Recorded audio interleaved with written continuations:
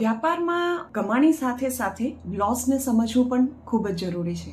જેમ કે કોઈ વેપારીએ તમારાથી 10 લાખનો માલ લીધો અને તેનું પેમેન્ટ ન કરી એ ભાગી જાય છે, અને એવું જ એને બીજા 100 જણા જોડે કર્યું.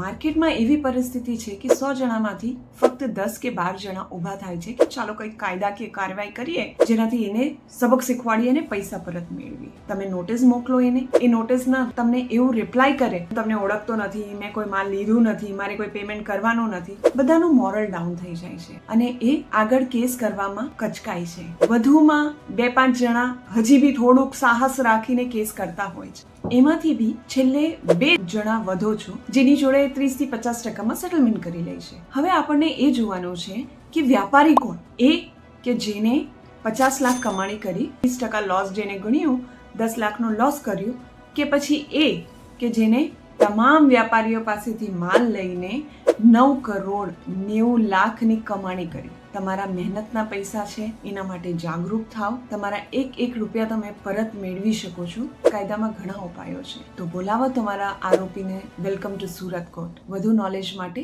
લાઈક, શેર અને સબસ્ક્રાઇબ કરો.